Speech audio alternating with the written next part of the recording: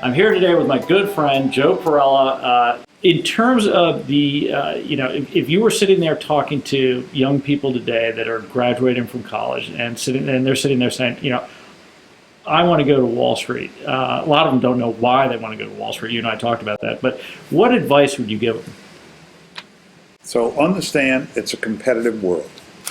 So think, I'm going in to see someone, if you get the opportunity, let's say, to interview, who has probably interviewed 100, 200, 300, 500 people. All right? What kind of impression am I going to make?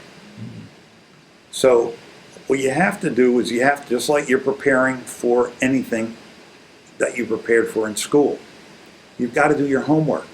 So if you're going to visit Goldman Sachs, you ought to read their annual report. You ought to know the history of their firm. You ought to know what businesses they're in. You should know a little bit about the history of Wall Street, how it got to where it is, how the firms relate to one another, what's the difference between Goldman, Citibank, and Greenhill. Mm-hmm. Okay? And so that when you go in there, somebody says, boy, I've seen it when people come in here and they're saying, well, he didn't seem to know as much about the firm or the industry as the other candidates, right? And just because you have a 3.89 CUM doesn't get you the job. So does everyone else interviewing. Yeah. Everybody else went to a great school, did perform well, had good outside activities. But the question is, why are they interested in Wall Street? Right? Yeah. Why are they sitting here and they can't explain it? That's bad. Got you. I think that's superb advice. Now, I want to ask you, in terms of, I consider you're one of the wise men. You were talking about all of your peers. If you look at Henry Kravis, if you look at Tony James, if you look at Schwartzman, and you look at your other fellow peers on the street, what is it? What is the common link, the DNA that has made all of you guys successful? Well, I think successful people work harder than the average person. Mm-hmm. They're all smart. There's a lot of smart people in this world that aren't successful for whatever reason. Sometimes luck enters into it. I call it serendipity, but you make your luck by really working hard mm-hmm. to your, let's say, beyond your maximum level. You're working at 150%, right. Not at 100. So, and two, I think they're very focused. You can never, Mario Andretti is one of my sort of heroes. For something as much as what he said, which embodies what he did, mm-hmm. Okay? He had an expression he used. If you're on a track, meaning driving on the track, and you think you have everything under control, you aren't going fast enough. Love it. So I would say, one, they work hard, harder than the average person. And two, they're never satisfied. They know they can do it better than they did it yesterday. Yeah. And they come to work every day saying, how do I do it better? How do we make a better firm?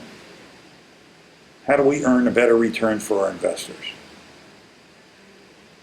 And that, to me, sort of is a common characteristic, as different as all these people are from one another, mm-hmm. Of that group that you just described. Well, Joe, in terms of the deals that you've done, you've been involved in some of the biggest deals on the street. What are the ones that stand out in your mind? What are the people that stand out in your mind? So for me, one of them would be when I was at Morgan Stanley. There was a client that I was very close to called Sando, Sandoz in Basel, Switzerland. And I advised them on a merger of equals, or no premium merger, with Ciba-Geigy, also in Basel, Switzerland. And so everything about that deal, from my vantage point as a banker, was picture perfect. The deal got announced. It was a total stunner. No one expected it. The combined market value of Sando and Ciba, the week, 1 week after the announcement, was up 20 billion Swiss francs. Wow. Unbelievable. So they had the vision. They took our advice on how to structure it. Yeah. They documented the succession plan, so there was no argument about that. The key thing was this, and this sort of is my mantra to any client who's thinking of doing a merger of equals or a no premium merger. Whatever's worth fighting about, do it before the marriage. So let's say, put it in this context. Guy and a gal are going to get married. The guy says, so what do you think about children? She goes, I don't want kids. And he said, well, I like 4 kids. You get married and then argue about it later? So you better watch out. So companies do mergers like that. Sure. I think that's good advice. Well, listen, Joe, you're awesome to let me come by and to talk to you a little bit about your career. You've been, viewers are going to learn a heck of a lot. Really appreciate your taking time. Joe Perella, the head of Perella Weinberg, or chairman of Perella Weinberg, thank you so much. Thanks very much.